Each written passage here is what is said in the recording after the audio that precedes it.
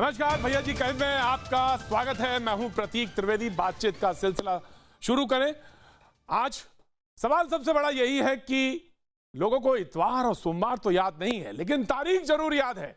जी हां, 21 दिन पूरे होने हैं और लोगों को 14 तारीख यानी 14 अप्रैल याद है कि वो लॉकडाउन खुलेगा या नहीं। ये बड़ा सवाल है लोगों के दिमाग में, जहन में बराबर ये सवाल कौंध रहा है। और इसमें बातचीत करने के लिए सबसे पहले आज उप मुख्यमंत्री दिल्ली मनीष सिसोदिया जी साहब हमारे सामने मौजूद हैं और मनीष साहब का स्वागत करेंगे और ये सवाल सबसे पहले वहीं ले जाएंगे। बहुत बहुत स्वागत है सर, बहुत बहुत स्वागत है। एक बात मैं शुरुआत करूं इससे पहले मैं ये जरूर कहना चाहूंगा कि जिस तरह से मुख्यमंत्री रोज शाम को आ रहे हैं, उसने दिल्ली वालों का हौसला बढ़ाया है और उसने बहुत सारा कॉन्फिडेंस भी पैदा किया है और इसके लिए आपकी सरकार और आपके कदम जो हैं उसके सबके लिए बहुत बहुत शुक्रगुजार। बहुत अच्छा आपने एक स्टेप में जिस तरह से बताया है और रोज बता रहे हैं, उससे एक कम्युनिकेशन हुआ है, इससे बहुत बेहतर माहौल बना है। बहुत बहुत शुक्रिया सर। लेकिन कुछ सवाल हैं जो लगातार पूछे जा रहे हैं और जहन में है और मैं सवाल भी लेके आ गया हूं क्योंकि आज आपसे बातचीत होनी थी। तो एक सवाल ये था कि क्या एक हफ्ते बाद लॉकडाउन खत्म करने की स्थिति में हम दिल्ली में हैं या फिर आपको लगता है कि इसे बढ़ाया जाएगा? ये सवाल लोगों के दिमाग में आ रहा है।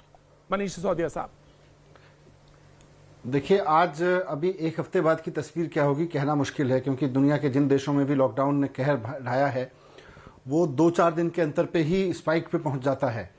इसलिए आज ये कहना कि नहीं हम अब 14 तारीख के बाद में लॉकडाउन बंद कर देंगे या कंटिन्यू करेंगे, इस पे कुछ भी कहना मुश्किल है। और फिर खाली दिल्ली से काम नहीं चलेगा प्रतीक जी, क्योंकि मान लीजिए दिल्ली के बेस पे मैं कह सकता हूं कि दिल्ली में भी कम्युनिटी स्प्रेड नहीं है और दिल्ली में ये मरकज वाले केसेस को छोड़ दें तो केस बहुत स्पाइक से नहीं बढ़ रहे थे, जिसे नहीं बढ़ रहे हैं।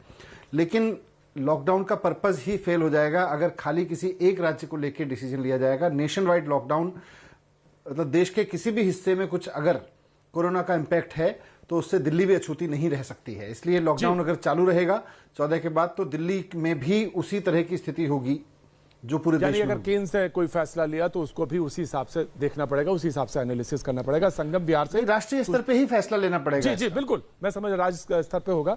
संगम विहार से सुनील साहब हैं, सवाल पूछ रहे हैं, आपको नमस्ते कह रहे हैं और कह रहे हैं सर ये बता दीजिए 30,000 एक्टिव पेशेंट एक साथ हो तो फिर किस तरह से आप निपटेंगे? ये मुख्यमंत्री केजरीवाल ने कहा है, तो किस तरह से क्या करेंगे आप और क्या कोई प्रोग्राम या प्लान है आपका? नहीं, पूरा प्लान मुख्यमंत्री जी ने आज रखा और पूरा कि अगर मतलब ईश्वर ना करे कि वैसी स्थिति हो कि 30,000 पेशेंट किसी एक समय पे हमारे पास में हो दिल्ली में, लेकिन फिर भी तैयारी रखना बहुत जरूरी है, क्योंकि नया वायरस है और जिस तरह से फैला है उसका कैरेक्टरिस्टिक लोगों को समझ में आ रहा है कि एकदम स्पाइक करता है और अचानक पूरा का पूरा मेडिकल व्यवस्था चरमरा जाती है। तो आज की तारीख में दिल्ली में प्राइवेट अस्पताल गवर्नमेंट अस्पतालों को मिला के पूरा सीएम ने एक अकाउंट दिया है पूरा कि कहाँ हमारे कितने हॉस्पिटल में कितने बेड्स हैं, किस तरह से है, तो वो पूरा अकाउंट उन्होंने दिया है। और आप कहें तो मैं भी बता सकता हूँ, मेरे पास भी वो डिटेल है सारी।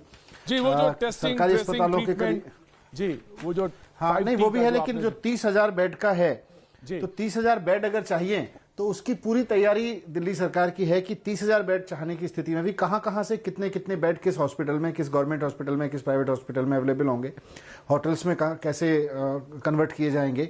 तो ये सारी तैयारी हमारी है। अब बस ईश्वर से एक ही प्रार्थना है कि ये जरूरत ना पड़े, क्योंकि इंतजाम सरकार में किए जा सकते हैं। लेकिन जी, सुनीता है रजौरी से, आपको नमस्ते कर रही हैं sir. Thank you so much जो आप आज भैया जी कहीं में आप आए हैं और आपसे मैं सवाल पूछना चाहता हूं कि ये दिल्ली में क्या जो कोरोना है दूसरे या तीसरे चरण में जो है कम्युनिटी स्प्रेड की जो बात कही जा रही है वो वही पूछना चाह रही हैं कि हम कहां स्टैंड कर रहे हैं दिल्ली में? एक बहुत दिमाग में है, परेशान भी हूं, बच्चों को लेकर, छोटे बच्चे हैं घर में तो परेशान, दिमाग में बहुत नहीं, आप परेशान मत होइए। पूरी दिल्ली ने मतलब दिल्ली के एक एक नागरिक ने, कुछ लोगों को छोड़ दें, कुछ लोगों ने मूर्खताएं की हैं उनको छोड़ दें, तो पूरी की पूरी दिल्ली ने बहुत संयम से काम लिया है और उसी का नतीजा है कि आज 525 केस में से 329 को छोड़ दें जो एक सेंटर से निकल के आए हैं, जो निजामुद्दीन सेंटर से निकल के आए हैं।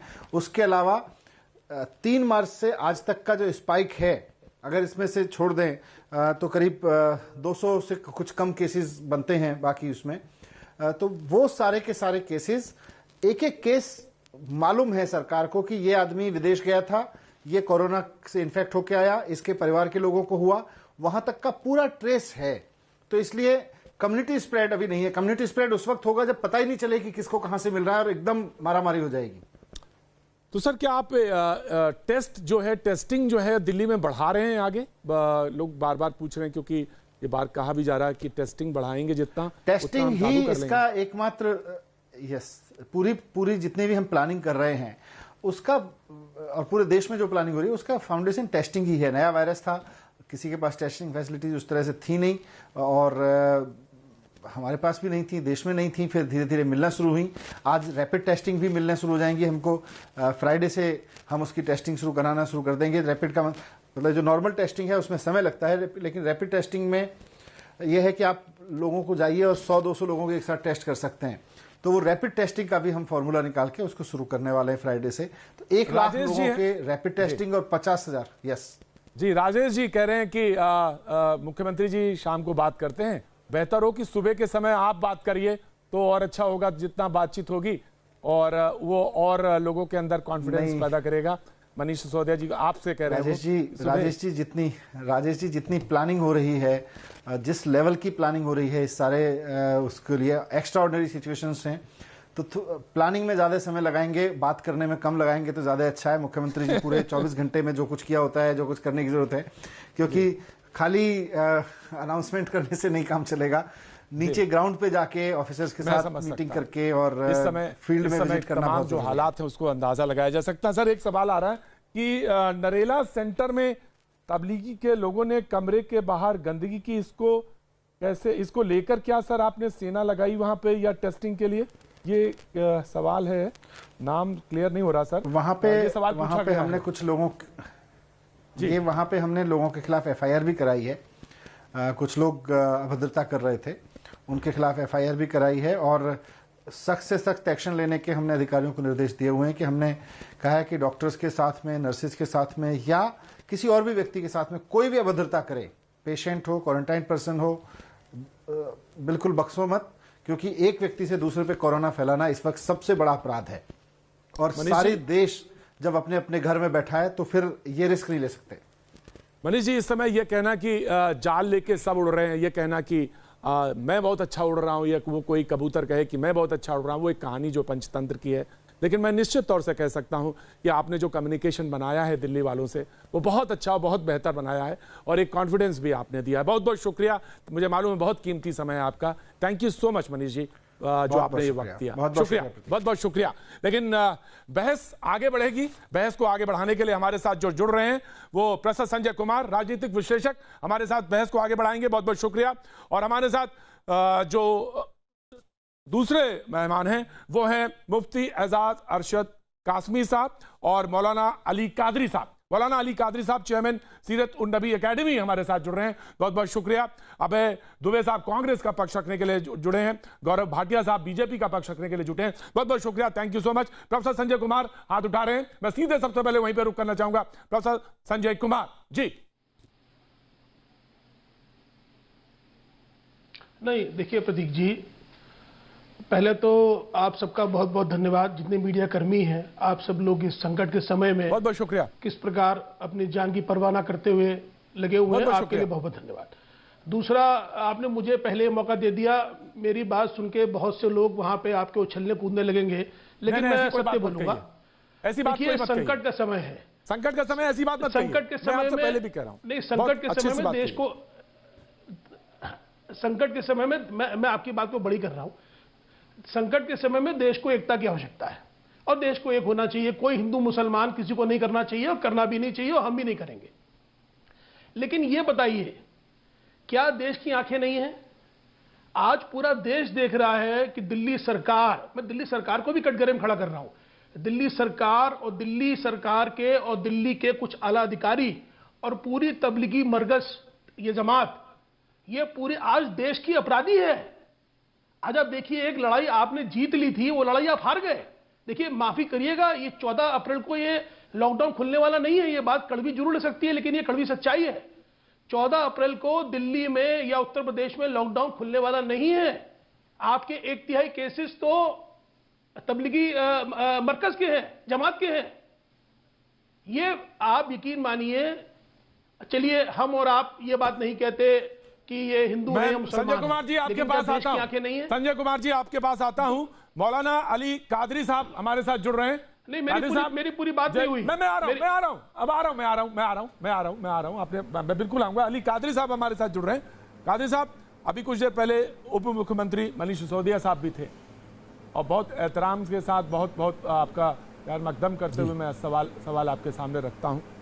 और वो ये कह रहे थे कि जिन लोगों ने अभद्रता की, जिन लोगों ने गंदगी करी, उनके खिलाफ मैंने FIR। मैंने तो कहा कि आर्मी वाला सवाल सीधे पूछा कि आर्मी के लिए इसलिए बुलाना पड़ा क्या? उन्होंने सीधा सवाल किया कि मैंने उनके खिलाफ FIR लिखाई है। अब आप समझिए, इस समय सारे लोग परेशान हैं, संकट की घड़ी में है, सरकार एड़ी चोटी लगाए हुए है और उसमें साहब ये हरकत हो, शर्म आनी चाहिए साहब। अली कादरी साहब। जी साहब, मैं सुन चुका हूं आपका सवाल और मैं आपके बहुत ही आपका आदर करते हुए बात कहना चाहूँगा कि ये जो वक्त है सारे हमारे भारतवर्ष के लिए संकट का वक्त है और सारों को मिलजुल कर एक दूसरे से कोऑपरेट करते हुए बिला किसी सांप्रदायिकता के हमको ये कोरोना वायरस से लड़ना है। अगर इस बीच में कोई भी ऐसी कोई भद्दी हरकत अगर करता है तो उसके खिलाफ में हमको यकीनी बात है एक्शन लेने की जरूरत है। मौलाना कादरी साहब, ये मुझे बताइए, जो कोई भी कर रहा है हो क्यों रही है? ये हो क्यों रही है? सवाल तो यही है, उठ क्यों रहा है कि ये आखिर हो क्यों रहा है? हाँ, जी ठीक है।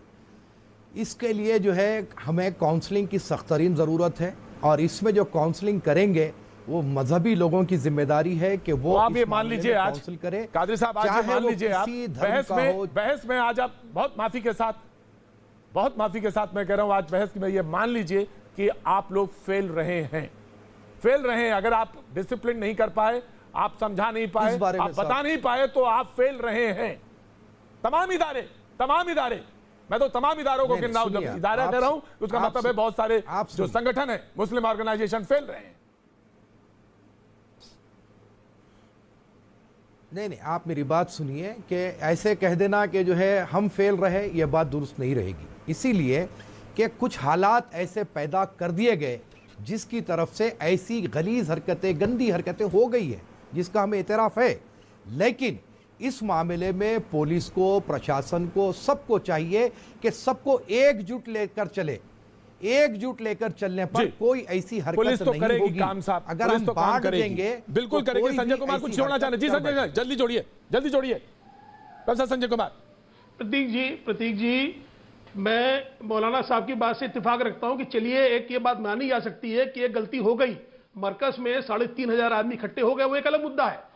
आप उसके बाद ये बताइए, आप पूरे हिंदुस्तान में फैल जाते हैं, हिंदुस्तान में फैलने के बाद आप ड्रामा करते हैं, आपके लोग थूकते हैं, आपके लोग नर्सों के सामने नंगे हो जाते हैं, और अभी आप भी बता रहे हैं कि कमरे के बाहर शौच कर दिया, कहीं आप पत्थर मार रहे हैं। आप पूरे देश को क्या समाचार दे रहे हैं, क्या संदेश देना चाहते हैं? आप देखिए, हम भले ये नाम ना लें हिंदू मुसलमान, लेकिन पूरा देश देख रहा है कि मुसलमानों का एक बड़ा तबका ना देश की मुख्य धारा से जुड़ना चाहता है, ना कभी जुड़ा हुआ था, ना ये जुड़ेगा। इनका जो विरोध है वो मोदी विरोध है, वो मोदी विरोध से बढ़ते भारत विरोध आ गया है, देश विरोध आ गया है। प्रोफेसर संजय कुमार, आप भी माफ करिएगा, आप भी एक्सट्रीम पे चले गए। मैं कह देता हूं जो गलत है वो गलत है, आप भी एक्सट्रीम पे चले गए। जी मौलाना अली कादरी। जी साहब, बोलिए, कुछ कहना चाह रहे हैं साहब? बोलिए। हेलो, जी कहिए, आवाज आ रही है। कहना चाह रहा हूं साहब कि जैसे हमारे महाराष्ट्र के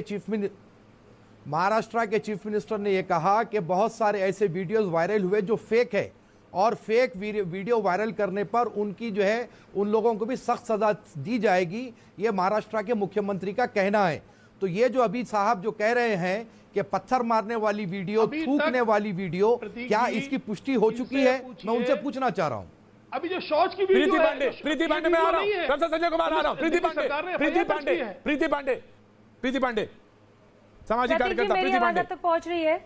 जी पहुंच रही, बोलिए जी, बोलिए प्रीति पांडे। मुझे कादरी साहब मुझे ये बताइए कि आज जो देश जो है जिस संकट में पहुंचा है, आप ये बात मानते हैं कि नहीं मानते हैं कि उसमें तबलीगी जमात का बहुत बड़ा रोल है?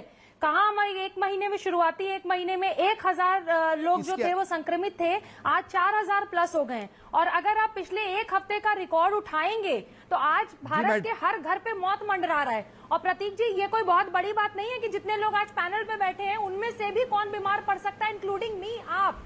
तो जिस तरह का मजाक इन्होंने पूरे देश के साथ किया और जिस तरीके से तबलीगी जमात के लोग अभी भी, मैं तो ये कह रही हूँ कि अभी भी मौलाना साहब अभी कुछ दिन पहले इनका एक वीडियो देख रही थी जिसपे ये मीडिया पे आरोप लगा रहे। मौलाना साहब, आप बहुत रिस्पेक्टफुल होंगे हैं और आपको भी अपील करनी चाहिए कि जो मौलाना साद हैं वो जहां पे भी छिपे हुए हैं प्लीज वो बाहर आए और उन लोगों की लिस्ट दें, उन लोगों के बारे में बताएं कि जो लोग आज मस्जिदों में छिपे हुए हैं और जो पुलिस जा जाके तबलीगी जमात के लोगों को ढूंढ रही है ना, और जिस तरीके से लोगों के ऊपर थूक रहे हैं, जिस तरीके से कुल्हाड़ी और फावड़ा लेके कन्नौज में इन्होंने पुलिस के ऊपर हमला किया, पैरामिलिट्री फोर्सेस पे ये हमला कर रहे हैं। आप प्लीज एक वीडियो बनाइए और अपील करिए। सिर्फ मीडिया को धमकाने से नहीं होगा। आप मीडिया को जिस तरीके से धमका रहे हैं ना, अगर आप अच्छे मैसेज भी देंगे तो लोग फॉलो करेंगे। और जिसको बनना है, दुबे साहब आ रहा हूं मैं। कांग्रेस के प्रवक्ता, उसके बाद गौरव भाटिया। लोग तबलीगी जमात के बारे में क्यों नहीं बोल रहे? सारे धर्मगुरु क्यों नहीं बोल रहे इनके बारे में? मौलाना अली कादरी साहब, मुस्कुराने से काम नहीं चलेगा, मुस्कुराने से काम नहीं चलेगा। बिल्कुल बात सही है, प्रीति पांडे सही बात कर रही है। मैं आ रहा हूं, आप मुझे बोलने दीजिए ना, तब मैं बोलूं। आप बिल्कुल मुस्कुराने से काम नहीं चलेगा। बेहद आदर के साथ आप बोलने दीजिए ना सर। काम नहीं होगा। नहीं, प्रतीक जी आप बोलने दीजिए ना। एक वीडियो बनाते हैं और मीडिया को धमकी देते हैं। बोल लीजिए, मैं आ रहा हूं। जो आपका भगौड़ा है ना, 20 सेकंड दीजिए मुझे, जिसकी वजह से प्रीति उस भगौड़े को आगे आने के लिए कहिए, हम कहेंगे उसको भगौड़ा। प्रीति 20 सेकंड दे रहा हूं मैं आपको। जी कादरी साहब। जी साहब, मुस्कुरा रहे थे आप? हाँ प्रतीक जी, मुस्कुरा रहे थे सवाल है आपका? हाँ जी, आगे। मैं ये कहना चाह रहा हूँ सर कि वह हमारी जो नहीं मुस्कुरा रहा था। हाँ जरूर मुस्कुरा रहा था। हर एक को मुस्कुराना चाहिए, सेहत अच्छी रहती है, शर्म आनी चाहिए। हर एक को मुस्कुराना चाहिए। आप भी मुस्कुराइए, आपकी भी सेहत अच्छी रहेगी, हम वायरस से बचे रहेंगे। नहीं, आपको कोरोना हो जाएगा तब आप मुस्कुराइएगा। ना, आप सुनिए मेरी बात, आप सेहतमंद रहेंगे। सुन लीजिए, बात सुन लीजिए। बात सुनते हैं जी। मुझे जवाब देने दीजिए ना। आप खाली चिल्लाने से नहीं होगा, आप जवाब देने दीजिए मुझे। जी जवाब दीजिए। हमारी मैडम ने जो सवाल किया है कि इसके अंदर नहीं अच्छा जरा सुन लीजिए। आप जरा सुन लीजिए, मैं आपके बीच में नहीं बोला ना, आप जरा सुन लीजिए। जी जनाब। ये जो मरकज का जो मामला है, इसके अंदर जहां पर मरकज लोगों को जमा करने पर अगर आप करें कि जिम्मेदार है, तो वहां पर दिल्ली सरकार भी इस बात की जिम्मेदार है। यहां पर हमारी एयरपोर्ट अथॉरिटी भी जिम्मेदार है। जैसे ही हमारे पास ये वायरस फैला था, हमें चाहिए था कि जितने फॉरेनर्स हमारे अपने मुल्क में आ रहे हैं उनको इमीडिएटली रोक दिया जाता। अगर वो बाहर आ भी जाते तो उन्हें डिपोर्ट कर दिया जाता। और दिल्ली सरकार को चाहिए था कि जैसे सोशल डिस्टेंसिंग के लिए हमारे अपने प्राइम मिनिस्टर ने कहा था, इमीडिएटली इफेक्ट करते हुए सारे मरकज को वैकेट कर देना चाहिए था। तो जहां पर तबलीगी जमात ने मॉब को जमा करने का काम किया, वहां पर दिल्ली सरकार ने भी अपनी गैर जिम्मेदारी भरपूर तरीके से की है। ये मेरा कहना है। गौरव भाटिया प्लीज, आप सुनिए। गौरव भाटिया सुनिए। गौरव भाटिया दिल्ली सरकार को आप दोष दे रहे हैं। दिल्ली सरकार का प्रेस वेट करिए जी। मैं आ सकता हूं प्रतीक जी? जी गौरव भाटिया, आपका स्वागत है। देखिए प्रतीक जी, आपने कार्यक्रम के शुरू में कहा था क्या तबलीगी जमात ने पानी फेर दिया हमारी रवाई पर, और इसमें कोई शक नहीं है कि हाँ बिल्कुल पानी फेर दिया। और मैं क्यों ऐसा कहता हूं, 35% केसेस जो है पूरे भारत में वो तबलीगी जमात के लोगों से आते हैं। शर्म की बात यह है कि चूहे की तरह दुबके हुए हैं वो मौलाना साहब जो कह रहे थे कि मुसलमानों को बांटा जा रहा है कोरोना वायरस के तौर पे। मौलाना ने जवाब भेजा है। वैसे मौलाना ने जवाब भेजा है। हाँ बिल्कुल प्रतीक जी, मैं अपनी बात पूरी कर लूं। मैं पेशे से एक अधिवक्ता भी हूं। पुलिस 2 बार उनको सवाल पूछ चुकी है और वो कह रहे हैं मैं क्वारंटीन में हूं। मतलब खुद वो क्वारंटीन में है और जो लोग तबलीगी जमात से जुड़े थे वो मरे, उनको कोई फर्क नहीं पड़ता, ये कहते मौलाना है। दूसरी बात, यहाँ मौलाना कादिर बैठे हैं, जब किसी मोहतरमा के लिए आप कोई शब्द बोलिए, वो आपकी मैडम नहीं है, वो मैडम है। और दूसरी बात, आप तो मीडिया को धमकी दे रहे थे और आपने उसके बाद माफी मांगी। मैं इतना ही कहूंगा, प्रधानमंत्री नरेंद्र मोदी जी को काम करने दीजिए, मीडिया को अपना काम करने दीजिए। संविधान का चौथा स्तंभ है वो हमारे देश का, और आप उस पर भी टिप्पणी करके धमकी देते हैं। इस देश की जनता जिस दिन आप जैसे नकली मौलानाओं के पीछे पड़ गई, मैं आपको बता सकता हूं, मीडिया तो सड़कों पे निकलेगा, लेकिन आप जैसे लोग सड़कों पे नहीं निकल पाएंगे। तीसरी बात, आज जब हेल्थ मिनिस्ट्री की प्रेस कॉन्फ्रेंस हुई, तो आप धमकी दे रहे हैं क्या मुझे? आप धमकी दे रहे हैं क्या भाटिया साहब? आप हमें धमकी दे रहे हैं क्या? मैं मौलाना जी बताता हूँ, आप लोगों का तो काम ही धमकी देने का है ना। जिन नर्सों पे वो जाहिल जमात, नहीं सुन लीजिए, जिन नर्सों पे जाहिल गौरव जी एक सेकंड, जिन नर्सों पे ये थूकते हैं ना और जिन पुलिस वालों पे प्रहार करते हैं, सब आपको धमकी दे रहे हैं, सारी जनता आपको धमकी दे रही है। लोगों में डर बैठ गया कि किसके घर में कोरोना है। ऐसे लोगों का हम खंडन करते हैं, गौरव भाटिया अपनी बात पूरी करेंगे। गौरव भाटिया अपनी बात पूरी ऐसे करेंगे। लोगों की हम तारीफ नहीं करते हैं। गौरव भाटिया अपनी बात, FIR उन पर हो चुका है। प्रीति एक मिनट, गौरव भाटिया अपनी बात पूरी करेंगे। गौरव भाटिया अपनी बात पूरी करेंगे। गौरव मौलाना, बिल्कुल धन्यवाद प्रतीक जी। मौलाना साहब, मैं एक बात बताऊं, हम लोग वो व्यक्ति है जिनको अपना दुश्मन या विरोधी भी खानदानी चाहिए। आप जैसे लोग तो हम अपनी धमकी का भी इस्तेमाल नहीं करना चाहते हैं। लेकिन मैं एक बात कहूंगा प्रतीक जी, जब हमारा भी आपके मुताल्लिक यही ख्याल है, हमें भी दुश्मन खानदानी चाहिए। हम गौरव भाटिया जैसे लोगों से बात भी नहीं करना चाहते। कोई बात नहीं मौलाना साहब, कोई बात नहीं। आप गौरव भाटिया अपने आप को काबू में रखिएगा, की क्षमता रखिए। हमें आप भी रखिएगा क्षमता, जबान हर एक के पास है बोलने के लिए। आप भी अपने आप पर काबू रखिए, आप भी अपने लिमिट्स को मत भूलिएगा। बात किस तरीके से की जाती है, बिल्कुल आप भी ये बात को सोच लीजिए। कोई नहीं, कोई बात नहीं। गौरव, कांग्रेस के प्रवक्ता अभय दुबे हमारे साथ मौजूद है। अभय, आप बोलिए, उसके बाद ब्रेक पे जाऊंगा। अभय दुबे जी, अभय दुबे। प्रतीक जी, मैं बहुत सीधे से सवाल करना चाहता हूं। केंद्र सरकार से पूरा देश एकजुट खड़ा है, हम लोग हर हाल में इस महामारी को परास्त करेंगे। पहला 12 फरवरी को राहुल गांधी जी ने जब मोदी सरकार को चेताया था, तब हिंदुस्तान में सिर्फ 3 केस थे और उन्होंने कहा था कि ये सुनामी आने वाली है, आप तैयारी इसकी कीजिए। उसके बाद 1 मार्च तक 3 ही केस थे हिंदुस्तान में कोरोना पॉजिटिव के। 12 मार्च को 82 हुए, 21 मार्च को वो 334 हो गए। मतलब जो कर्फ्यू का अनाउंसमेंट जनता कर्फ्यू का किया, तब 100 गुना प्रकरण उस समय तक बढ़ चुके थे। ये किसने रोका मोदी सरकार को बताइए? विश्व का सबसे कम टेस्ट, हाँ मैं बता रहा हूं, सबसे कम टेस्ट आप देखिए, 1 मिलियन पॉपुलेशन पर 102 टेस्ट हिंदुस्तान में होते हैं।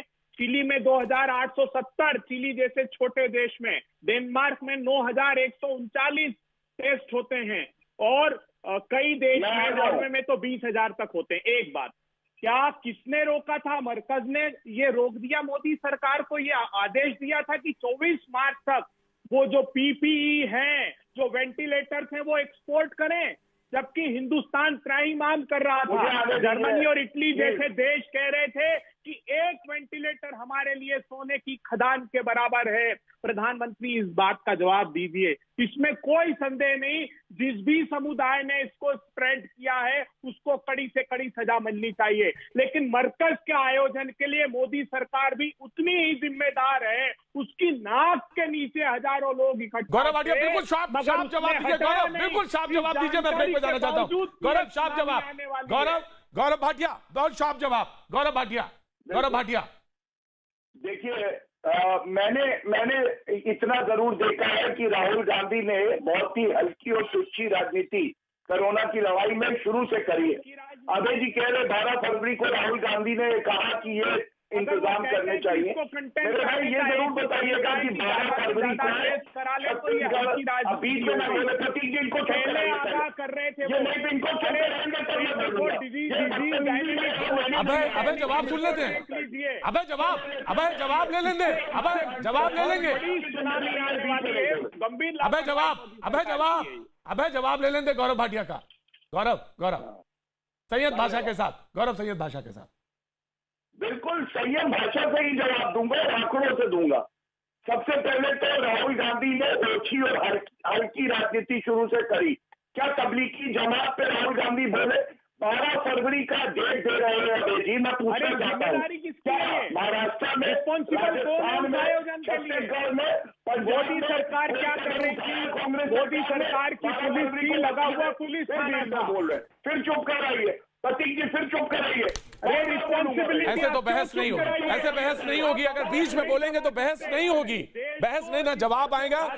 और अभय दुबे आपने बढ़िया सवाल पूछा, अभय दुबे आपने बढ़िया सवाल पूछा और इनको मौका दीजिए बोलने का, इनको मौका देने दीजिए कि ये आखिर जो आपने 3 केस, 1 केस, 82, 374 केस जो पूछे, जो आप तैयारी के साथ आए हैं, और इनको जवाब देने दीजिए। ये जवाब देंगे बिल्कुल। एक सवाल भी आ गया था बीच में, उन्होंने कहा कि कोई साउथ दिल्ली के छतरपुर विधानसभा में सुल्तानपुर इलाके में शाम को भीड़ लगती है, ऐसी कुछ योजना बनाई जाए कि शाम को लोग जो सब्जी लेने के लिए बाजारों में निकलते हैं या इकट्ठा हो जाते हैं, उस पर कहीं ना कहीं काबू लगाया जाए। सुझाव अच्छा है, बातचीत अच्छी है, लेकिन लॉकडाउन पर ही बात हो रही है कि 14 तारीख या उसके बाद एक्सटेंड होगी। लेकिन जो मेहमान हमारे साथ मौजूद हैं, मैं उनसे तारुफ एक बार फिर से करा देता हूं। मैं सिर्फ एक गुजारिश करना चाहता हूं। 13 लाख से ज्यादा पूरी दुनिया में केसेस हैं। हमको इस बात का जरूर ध्यान रखना चाहिए कि बहुत बड़ी संकट में हम इस समय बैठे हैं, मौजूद हैं। हमें कम से कम भाषा से तो अपने को मर्यादित जरूर रखना चाहिए, और ये कोशिश करेंगे। हमारे साथ मुफ्ती एजाज अरशद कासमी साहब भी जुड़ गए, उनका भी बहुत बहुत स्वागत है। जी, मैं सीधे रुक करना चाहूंगा प्रीति के पास, जो कुछ अपना सवाल पूछना चाहती हैं, बार बार कर रही थी। जी प्रीति, मैं आता हूं। प्रतीक जी, मेरे बहुत सिंपल सवाल हैं। कादरी साहब, ये बताइए कि तबलीगी जमात से जो लोग यहाँ पे दिल्ली में इकट्ठा हुए थे और आज देश के कोने कोने में फैले, उसमें बहुत से लोगों को कोरोना हुआ है और बहुत से लोग, उनकी वजह से बहुत से लोग कोरोना उनको भी हो रहा है। तो मुझे बताइए कि जो मौलाना साद हैं, जो इतने दिनों से गायब है नहीं कहेंगे, जो इतने दिनों से भाग रहे हैं पुलिस से, कानून से, क्या हमको उनको भगोड़ा घोषित नहीं करना चाहिए? और हमें कैसे पता प्रतीक जी कि उनको कोरोना नहीं है? वो जहां पे हैं, जिस मोहल्ले में है, जिस शहर में है, पता नहीं कितने लोगों को वो कोरोना फैला रहे होंगे, और इनके ऊपर देशद्रोह का मुकदमा चलना चाहिए, क्योंकि ये लोग ह्यूमन बॉम्ब बनके ये लोग पूरे देश में आज जो है तबलीगी जमात के, ठीक है, आपका सवाल ले लिया मैंने, बिल्कुल सवाल ले लिया। अरशद कासमी साहब, आपने सवाल तो पूछा कादरी साहब से। चाहती हूँ प्रतीक जी, एक मैसेज, सिर्फ एक मैसेज, अभी एक मैसेज। मैं प्रीति आता हूं, मैं आपके पास आता हूं, सवाल लूंगा दोबारा। प्रोफेसर संजय आप वेट करिए, कासमी साहब जवाब देना चाह रहे थे। अरशद कासमी साहब, मैं आ रहा हूं, संजय जी आ रहा हूं मैं। जी कासमी साहब देखिए, ये मोहम्मद जो अभी सवाल कर रही थी मौलाना साहब के बारे में, खासतौर से इससे पहले भी कई तरह का लफ्ज इस्तेमाल कर चुकी है, भगोड़ा, तो कहाँ छिपे हुए, ये वो। देखिए, सबसे पहले ये आपको ख्याल रखना होगा कि मौलाना साहब न सिर्फ के हिंदुस्तान बल्कि दुनिया के एक मुसलमानों के मोस्ट पावरफुल लीडर है, और उनका थोड़ा सा रिस्पेक्ट करना हम सबकी जिम्मेदारी है। तो काम उसी हिसाब से ले तो ज्यादा बेहतर होगा। आप हमारे घर गुरु का उनका सीधा कहेंगे, नहीं पूछिए ये कौन सी ताकत है कि जाके छुप गए। आज देश खतरे में और एक मिनट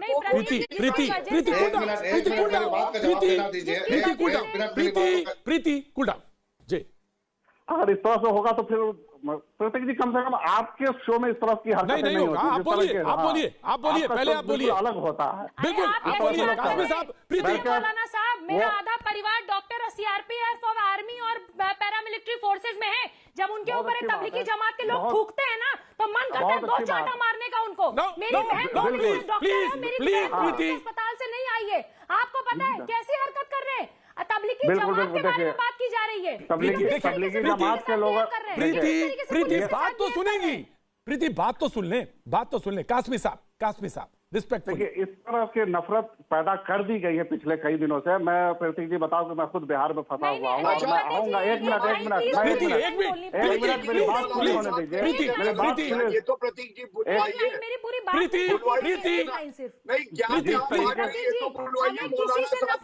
हमें किसी आपने नफरत है।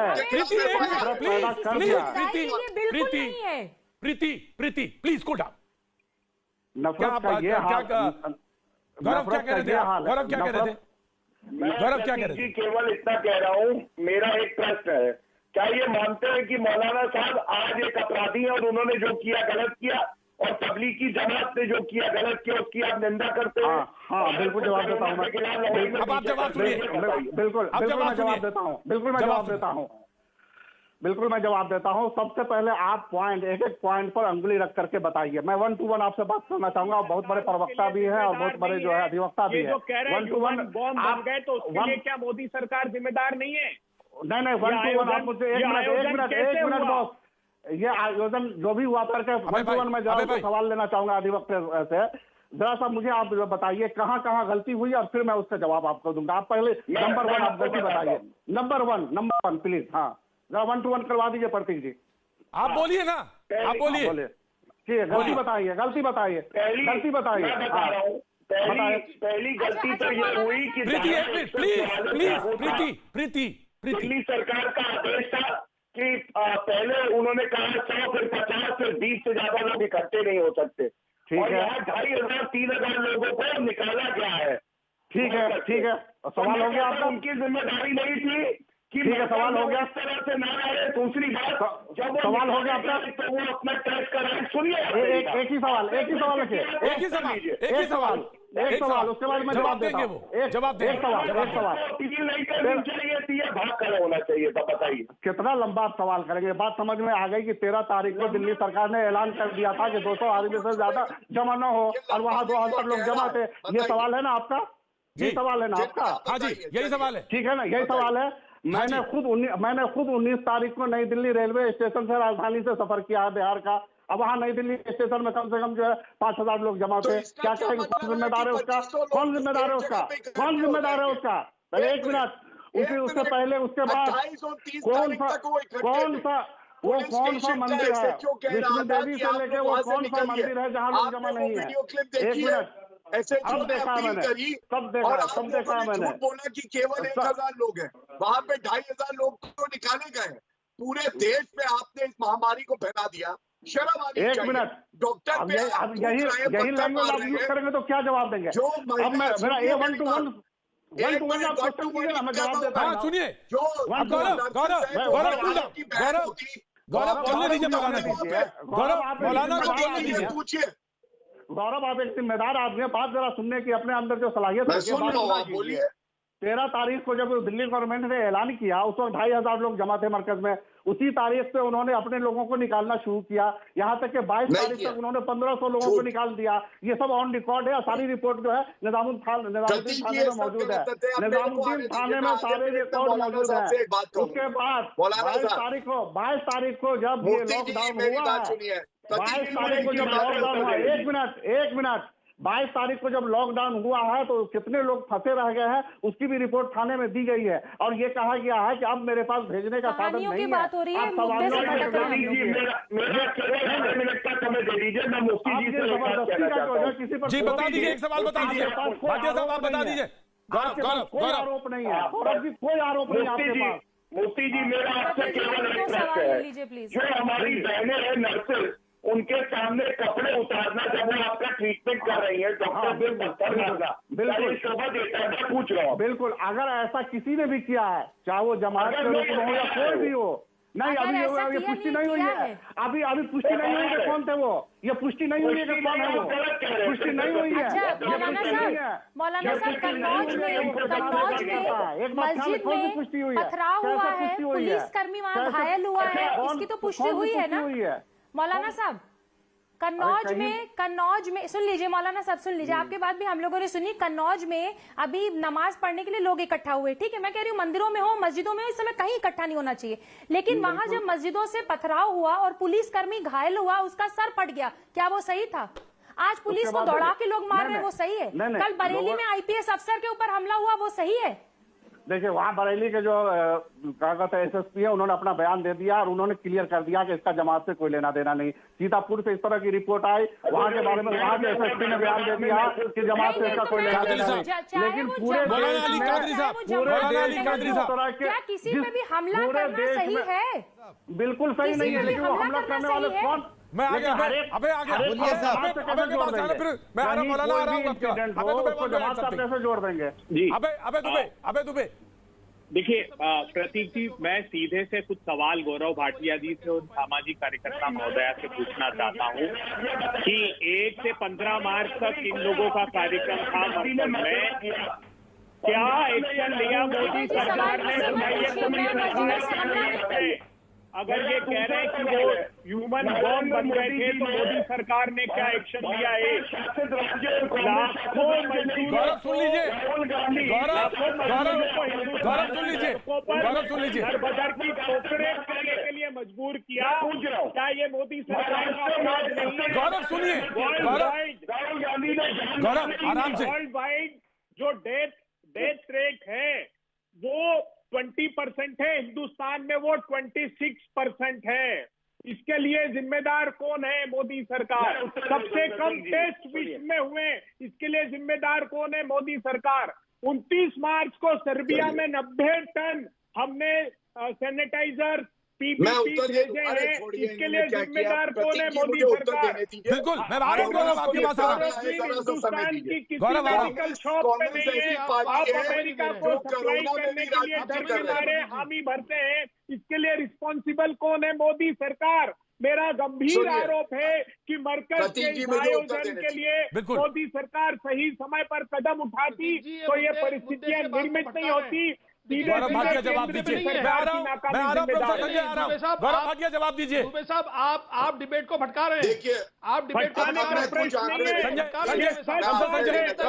सरकार ही सिर्फ जिम्मेदार है। 1 से 15 मार्च तक मरकज का कार्यक्रम था, पुलिस ने एक्शन क्यों नहीं लिया? प्रोफेसर संजय तय हो गया, प्रोफेसर संजय से ज्यादा लोग नहीं रहेंगे। पुलिस ने गिरफ्तारियां क्यों नहीं की? पुलिस की थाने की दीवार चिपकी हुई है। अबे दुबे, आपका सवाल लिया। अबे दुबे, आपका सवाल मैंने रखा। गौरव दुबे, जिम्मेदार केंद्र सरकार है। गौरव भाटिया मौलाना अली कादरी को जवाब देना चाहता हूं। हाँ जी, को जवाब देना चाहता हूं। पहले मेरी बात सुनिए। अभय जी को छोटा जवाब देना चाहता हूं। अभय जी नहीं, अभी नहीं प्रोफेसर संजय, अभी नहीं। Professor Sanjay, you have to wait. Professor Sanjay, you have to wait. Professor Sanjay, आपको वेट करना पड़ेगा। गौरव भाटिया। देखिए प्रतीक जी, कोरोना वायरस से ज्यादा खतरनाक अगर कुछ है तो कांग्रेस का वायरस है। नरेंद्र मोदी जी ने इसके कहने से क्या होगा? इससे खतरा थोड़ी ना टल जाएगा।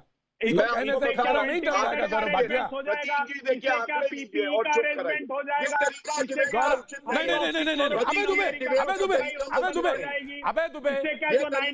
नहीं, आपने सप्लाई सर्बिया में कर दिया, वो वापिस आ जाएगा। अरे चुप करिए, अगर आप नहीं समझ पाए प्रवक्ता को तो मुझे बताइए।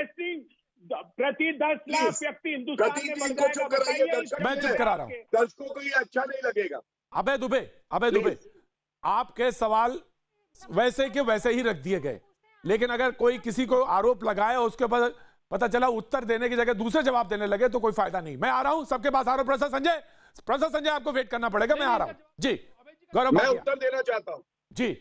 देखिए, ये आंकड़े हैं और हम समझते हैं पूरे देश को एकजुट होकर लड़ना है, लेकिन सबसे ज्यादा केसेस कहां से आ रहे हैं? महाराष्ट्र से आ रहे हैं पहले नंबर पे। कांग्रेस की वहां समर्थित सरकार है। उत्तर प्रदेश में 21 करोड़ आबादी है, महाराष्ट्र में 11 करोड़ है, लेकिन मामले 1 तिहाई है। योगी जी ने अच्छा काम किया। राजस्थान 6ठे नंबर पे है, क्या 325 मामले हैं। यहाँ आबादी है 7 करोड़। उत्तर प्रदेश की आबादी 21 करोड़, मामले कितने हैं? बराबर। मतलब उत्तर प्रदेश बेहतर है। दूसरी बात, मैं पूरे विश्व का आंकड़ा रखूं, दर्शक जानना चाहिए जो डेथ का रेट है। अरे चुप करिए। प्रतीक जी को चुप कराइए पहले। चुप कराइए प्रतीक जी, इसके बाद मैं इनको बोलने नहीं दूंगा। बड़ी मात्रा में टेस्ट करा रही है। अबे दुबे सुनेंगे, अबे आप बहुत पेशेंट हैं, आप बहुत आराम से सुनते हैं, सारी चीजें सुनते हैं, बहुत धैर्य के साथ बात करते हैं। अबे दुबे आप बहुत सीनियर आदमी है, बहुत धैर्य के साथ बोलते हैं। सुनिए, अब मैं आपको विश्व के आंकड़े दे दूं। विश्व के आंकड़े ये हैं कि कितनी मौतें हुई हैं। पूरे विश्व में आंकड़ा है 10 लाख लोगों के प्रति 10 मौत हो रही है। अमेरिका में 33 लोगों की मौत हो रही है 10 लाख की जनसंख्या में। भारत में ये आंकड़ा कितना है? ये है केवल 0.10%। बाकी जो विकसित देश है उससे बेहतर हम लोग कर रहे हैं। टेस्टिंग कितनी हुई जानिए, 1,07,006 टेस्ट अभी तक किए जा चुके हैं। पिछले 5 दिनों में 250 गुना ये बढ़े हैं, आप 250% बढ़े हैं। ये है आंकड़ा। और सबसे बड़ी बात है, राहुल गांधी क्या तबलीगी जमात पे बोले, मौलाना साहब पे बोले, अरे मेरे दोस्त पे बोले, राजस्थान पे बोले, छत्तीसगढ़ पे बोले, नहीं बोले। केवल इतनी शर्मनाक बात है कि आपने कोरोना वायरस तक मौलाना अली कादरी साहब, मोदी जी ने मौलाना अली कादरी साहब देश को एकजुट कर दिया और मौलाना अली कादरी साहब बिल्कुल लगे। ये फर्क है भाजपा में और उन्होंने किया ये दुष्कृत्य। अगर उस बिना पर आप आपकी नाकामी पर पर्दा नहीं डाल सकते, उस आयोजन के लिए भी मौलाना अली कादरी साहब की सरकार ने क्या क्या बताइए? बोलने देते ही नहीं है, वो पावर में है। प्रतीक जी मरकज में बैठे हैं, मैं आ रहा हूं, आपके पास भी आ रहा हूं। गौरव, मौलाना अली कादरी साहब कुछ बोलना चाह रहे थे, प्रीति ने कुछ सवाल पूछे थे, प्रीति पांडे ने कुछ सवाल पूछे थे। जी मौलाना कादरी साहब। जी देखिए, मैं इससे पहले भी जो है दूसरे चैनल पर भी ये बात बोल चुका हूं कि जो कोई भी ऐसी गंदी और ओछी हरकत करेगा उसके ऊपर FIR हुआ है और उसको कोर्ट ऑफ लॉ जो भी उसके साथ करेगा डालिए प्लीज कि मौलाना साद जो है वो वापस समर्पण करें और पुलिस के पास जाएं और अपनी जांच कराएं। देखिए, ये जो मामला है ये government, Indian government, Delhi government को बोलने दीजिए, बेहतर रहेगा। उनको भगोड़ा घोषित करना आपके मेरे हाथ में नहीं है। मोदी जी बैठे हैं दिल्ली में, किसको भगोड़ा घोषित करेंगे नहीं करेंगे वो करेंगे। के लिए आप वीडियो डाल सकते हैं। देखिए मैंने देखिए मैडम, आप जरा सुन लीजिए, आप जरा गलत कर रही है। हाँ बिल्कुल बोला हूं मैं, इसीलिए बोला हूं कि जो है भाषा का संयम रखना चाहिए, भाषा का प्रयोग सही होना चाहिए। मेरी बात सुनिए, मौलाना साद ने क्या किया, मरकज पे किसको जमा किया, किसको जमा नहीं किया, इस पर मैंने कोई भाषण नहीं दिया। मैंने कहा कि भाषा का प्रयोग सीधा होना चाहिए। मौलाना साद के लाखों करोड़ों फॉलोवर्स है, उसका हमें ख्याल रखना चाहिए। हमारी भाषा का प्रयोग हमें सीधा करना चाहिए। मैं ये कह रहा हूँ, मैं ये नहीं कह रहा हूँ कि उनको ये कर दो, उन्होंने किया, इन्होंने ये किया, मैंने ये बात नहीं की। आप बात जब हर बात को आप जब मेरे वीडियो को ला रही है तो मैं आपको कहना चाहता हूँ आप वीडियो को बेल बनाकर हमें मौलाना कादरी साहब, मौलाना कादरी साहब एक सीधा सवाल है। बोलिए साहब। मौलाना कादरी साहब एक सीधा सवाल है। कासमी साहब ने कहा, एक सवाल कहा कि बहुत ताकतवर नेता हैं, साद साहब बहुत ताकतवर नेता है, बहुत रिस्पेक्टेबल है और मीडिया को भी उसी रिस्पेक्ट के साथ पेश आना चाहिए। ये बात बिल्कुल सही है, थोड़ा आने सही है, रिस्पेक्ट करी जानी चाहिए, रिस्पेक्ट करनी चाहिए। लेकिन जो ताकतवर नेता होता है उसका दिल भी बड़ा होता है, उसका हौसला भी बड़ा होता है और वो सामने आके फेस करता है, वो इस कद से बड़ा होता है, तब बड़ा होता है, ऐसे नहीं। आप इस बात को तस्दीक करते हैं इस बात की कि नहीं? आप कैसे बड़े नेता हैं? आप कैसे बड़े नेता हैं? इस बात की आप कैसे कैसे कैसे कौन सा सबूत देंगे?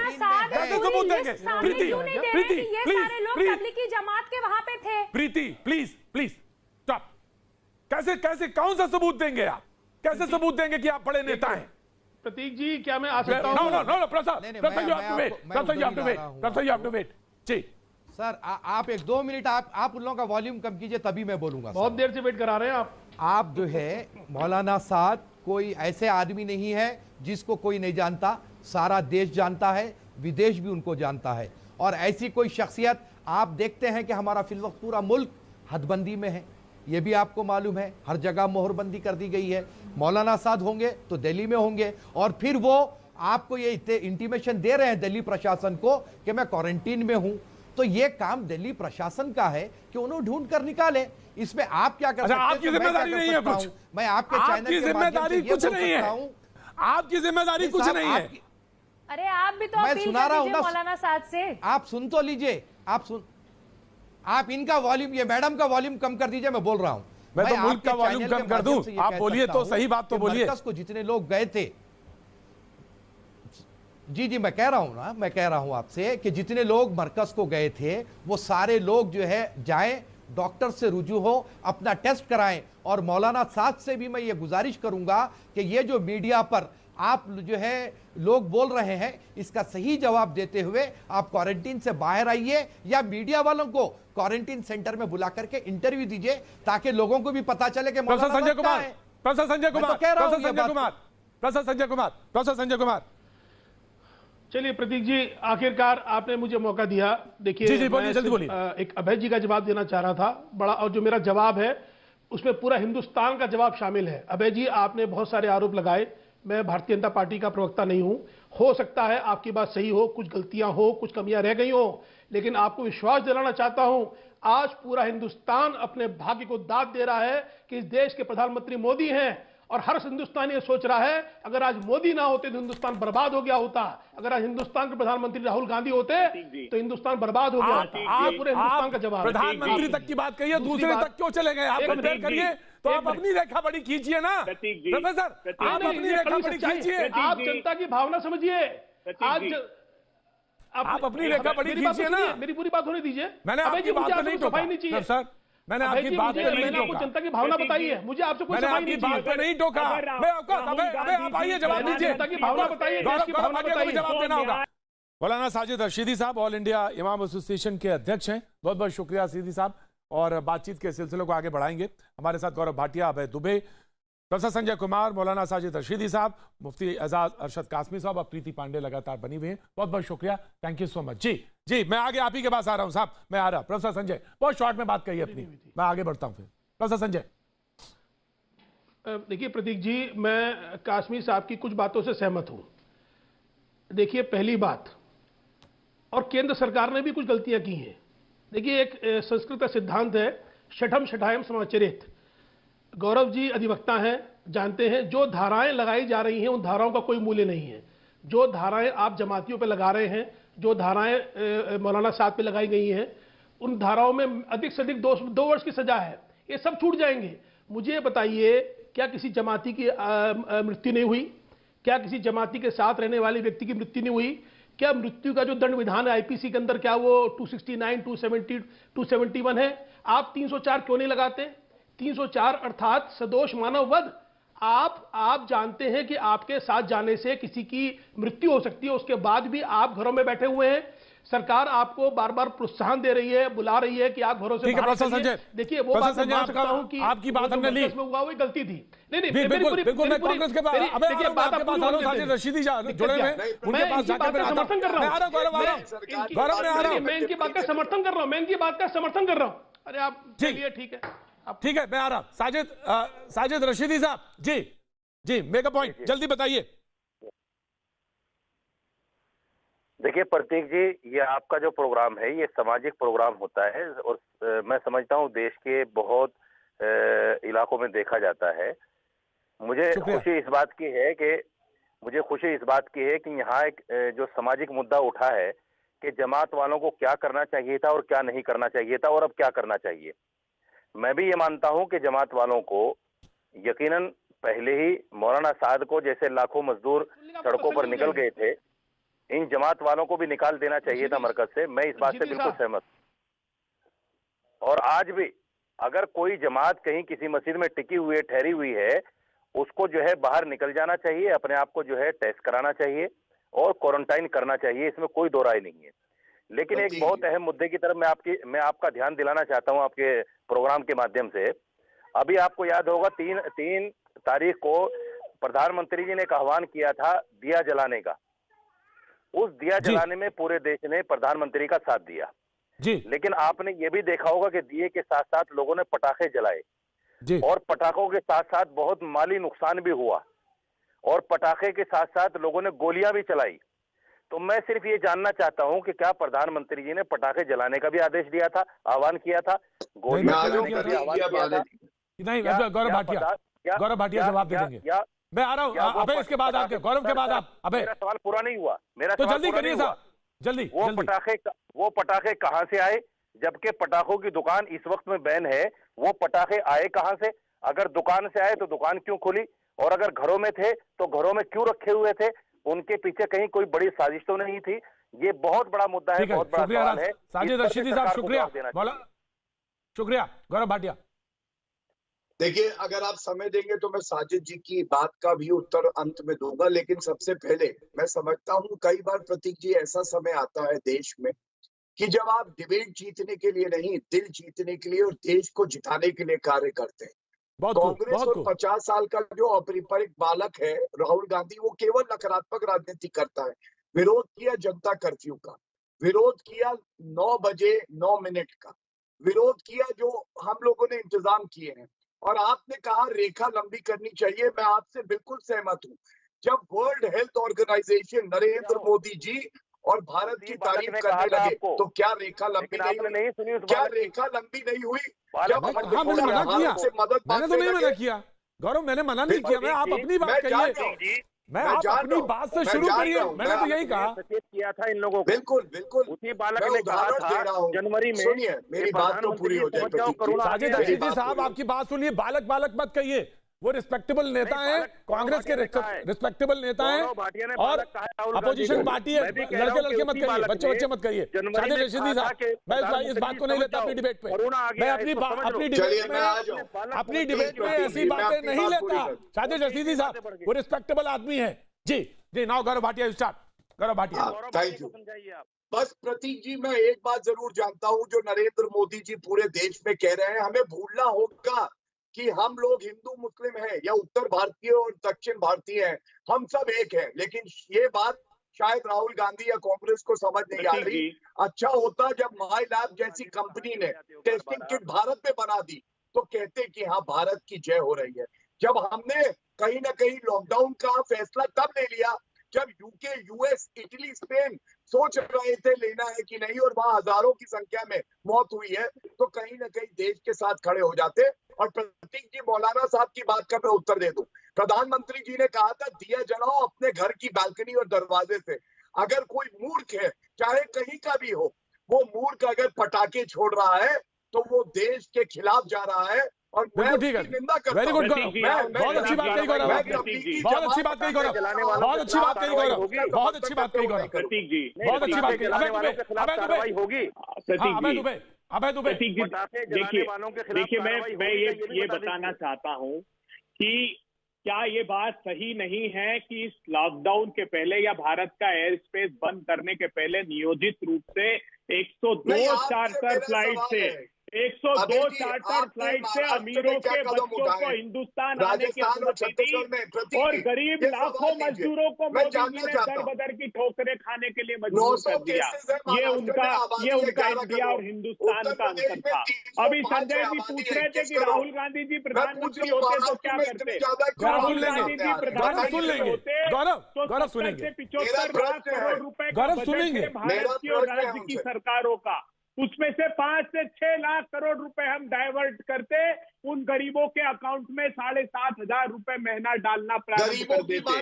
जो टेस्टिंग लैब की बात की है इन्होंने नियोजित कंपनी को लाभ पहुंचाने के लिए कहा अप्रूव टेस्टिंग लैब को सुपरविजन देंगे और एक ही अप्रूव टेस्टिंग लैब थी, वो भी इनके निकटस्थ लोगों की इस प्रकार इस बीमारी में भी मुनाफा कमाने के 87 लाख लोगों के सरकार ने काम किया। 87 लाख लोगों को अनाज देने की बात कही तो सरकार ने। देखिए प्रतीक जी ऊंट के मुंह में जीरा, मैं बता रहा हूँ मैं बिल्कुल बात कर रहा हूँ, आपकी बात कर रहा हूँ, अपोजिशन के गरीबों को ज्यादा मिले इस बात का तो पता नहीं। 3 महीने का राशन हमने कहा जो पीडीएस के थ्रू जाता है वो उसके एक्स्ट्रा है, वो उसके अलावा है, सरकार ने कहा उसके अलावा है, पीडीएस सिस्टम के अलावा है। करोड़ रुपए का पैकेज दिया है, इतिहास में सबसे बड़ा पैकेज है। उसकी बात अरे करेंगे। 5 से 6 लाख करोड़ रुपए का पैकेज आपको अनाउंस करना था। 70 to 75 लाख करोड़ रुपए का बजट है सारी स्टेट गवर्नमेंट और केंद्र का मिलाकर। आप उसको एक्सप्लेन कीजिए जो आपने बजट अनाउंस किया है। आज मैं बताता हूँ प्रतीक जी, जो होने वाला है सप्लाई चेन हिंदुस्तान की टूट गई है इनके अनियोजित लॉकडाउन से। रबी की फसलें खरीदी नहीं जा रही है किसानों की, जो प्रिक्योरमेंट है समर्थन मूल्य पर वो स्टार्ट नहीं हुआ, 25 मार्च से स्टार्ट होना चाहिए। खरीफ की फसलों के लिए आपका शुक्रिया, मैं आ रहा हूँ कासमी साहब, आ रहा हूँ कासमी साहब, आ रहा हूँ साहब, शुक्रिया। चाहिए इनके पास स्टॉक में सिर्फ 9 लाख मेट्रिक टन खाद है खरीफ की फसलों के लिए। फिर से बीजेपी और कांग्रेस इतने ऐसे माहौल में, ऐसे समय में जब देश एक आपदा से गुजर रहा है, हम बीजेपी कांग्रेस पे आ गए। देखिए दुबे जी कभी इस बात को नहीं मानेंगे कि पूरा विश्व जो है हमारे प्रधानमंत्री की तारीफ कर रहा है। कोई बात नहीं दुबे जी, मत मानिए, हमें बीजेपी कांग्रेस करने की जरूरत भी नहीं है। सिर्फ इतनी सी बात है कि देखिए बार बार एक नैरेटिव सेट किया जा रहा है। कम से कम प्रतीक जी अब दुबे जी एक जरा आप लोग बोल रहे थे तो देखिए मैं नहीं बोल रही थी, 2 में 1 सेकंड दे दीजिए मुझे, 1 सेकंड दे दीजिए। प्रतीक जी ये वही देश है, ये बार बार नैरेटिव सेट किया जा रहा है कि तबलीगी जमात के वजह से या तबलीगी जमात को लेकर एक समुदाय को टारगेट किया जा रहा है। बिल्कुल नहीं, बिल्कुल नहीं। एक सेकंड प्रतीक जी, ये वही देश है जहाँ कलाम साहब को भारत के लोग अपने दिल में बसाते हैं। कलाम साहब आज भी 130 करोड़ भारतीयों के दिल में रहते हैं। फर्क सिर्फ इतना है कि लड़ाई कसाब के खिलाफ है, कलाम साहब के खिलाफ नहीं है। और कसाब के खिलाफ लड़ाई रहेगी। प्रमुख सचिव ने दिल में बसते हैं हमारे, लेकिन कसाब के खिलाफ लड़ाई रहेगी, हमेशा रहेगी। और ये किसी समुदाय के खिलाफ लड़ाई ठीक है, मैं सुन लेता हूँ अबे क्या कहना चाहते हैं डॉक्टरों का, मैं सुन लेता हूँ अबे क्या कहना चाह रहे हैं। एक गंभीर बात है, एक गंभीर विषय है प्रतीक जी। जरूर करो, मैं आपकी बात सुनूंगा, मैं आपकी बात जरूर सुनूंगा, मैं आपकी बात जरूर सुनूंगा, लेकिन अभय की बात सुन लेते हैं। बहुत गंभीर। मध्य प्रदेश में कैबिनेट नहीं है और लोकल बॉडी नहीं है। एक प्रमुख सचिव है स्वास्थ्य विभाग की, उसने अपने बच्चे के विदेश से आने की जानकारी छुपाई, वो कोरोना पॉजिटिव हुई, 3 IAS ऑफिसर हुए, 43 लोग, हेल्थ डिपार्टमेंट पूरा का पूरा कोरोना पॉजिटिव हो गया। पूरे मध्य प्रदेश में स्वास्थ्य विभाग की जिम्मेदारी है आज के समय में। मैं बिल्कुल पॉइंट ले लेता हूँ, मैं पॉइंट ले लेता हूँ, मैं पॉइंट ले लूंगा। अप्रत्यक्ष रूप से कोरोना पॉजिटिव हुई है। मैं ठीक है प्रीति, तुम्हारा पॉइंट ठीक है, प्रीति तुम्हारा पॉइंट ठीक है। इसमें DGP, CS, चीफ मिनिस्टर सब हैं। मध्य प्रदेश का कोई किस्सा, मध्य प्रदेश का किस्सा कोट करना चाह रहे हैं।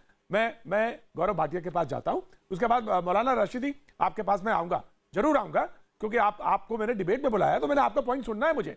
जी गौरव भाटिया साहब। देखिए प्रतीक जी, पूरी डिबेट में जो राहुल गांधी करते हैं देश में वही अभय दुबे कर रहे हैं, कोई सकारात्मक बात नहीं करी। मैंने एक प्रश्न पूछा, महाराष्ट्र में, पंजाब में, छत्तीसगढ़ में आपने क्या कदम ऐसे उठाए हैं जो राहुल गांधी ने सुझाए हो हमारी सरकार को और आपने उठा लिया हो? इन्होंने कुछ नहीं बताया। 1,70,000 करोड़ का पैकेज केंद्र सरकार ने दिया। हमने कोई भेदभाव नहीं किया कि भाजपा की सरकार है या कांग्रेस की सरकार है। अरे हमारे लोग हैं, चाहे पंजाब में हो चाहे महाराष्ट्र में हो, और राहुल गांधी लगे हैं वही खराब राजनीति करना, दलगत राजनीति करना। अंत में मैं एक बात कहूंगा, नरेंद्र मोदी जी जैसा नेता हो, आज हर विश्व में सारे नागरिक यही कह रहे हैं कि अगर नेता हो तो मोदी जी जैसा हो, और जीत हमारी होगी। तबलीगी रशीदी साहब हमें जरूर दे सकती है। रशीदी साहब एक तो मेरा सवाल वही है कि क्या पटाखे छोड़ने वालों के खिलाफ कार्रवाई करेगी सरकार? गौरव भाटिया ने बोला तो गौरव भाटिया ने। दूसरी बात नहीं, उन्होंने कार्रवाई के लिए नहीं बोला, उन्होंने सिर्फ निंदा की है। रिपोर्ट अगर कहीं रिपोर्ट लिखी है तो उसमें कार्रवाई हो, जरूर हो। कार्रवाई करना अलग सरकारें हैं, लेकिन होगी कार्रवाई, बिल्कुल सही। और तबलीगी जमात के खिलाफ भी कुछ बोल दीजिए, अगर कुछ हिम्मत है। अगर 15 इंच की छाती है तो तबलीगी जमात के खिलाफ बोलिए जरा। प्रतीक जी हमारे मौलाना साहब लेकिन थूकने वालों को भी छोड़िए मत। प्रतीक जी, हमारे कुछ डॉक्टर्स ने इस्तीफे की पेशकश क्यों की है? और हमारे डॉक्टर्स को जो कोरोना हुआ है, क्या उसके लिए सरकार जिम्मेदार नहीं है? क्योंकि हमारे पास स्वास्थ्य सेवाएं नहीं थी, जिसके चलते डॉक्टर्स को भी ये बीमारी हो गई। बिल्कुल हो गई। मौलाना इसका भी जवाब देते जाइए, मौलाना इसका भी जवाब देते जाइए कि तबलीगी जमात ने पूरे केसेस में 30% बढ़ा दिया आंकड़ा। इसका भी जवाब आपको ही देना होगा, बिल्कुल देना होगा। मैंने पहले ही बोल दिया था, उसका जवाब मैंने पहले ही बोल दिया था।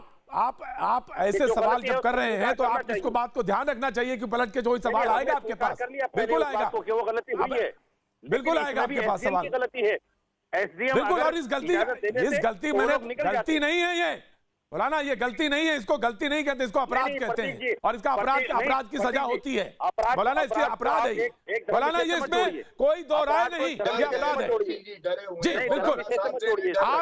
आज डिबेट को यहीं रोकते हैं, लेकिन कल फिर होगी मुलाकात। आप सभी लोगों का बहुत बहुत शुक्रिया, लेकिन कल होगी मुलाकात ठीक 5:45 पर।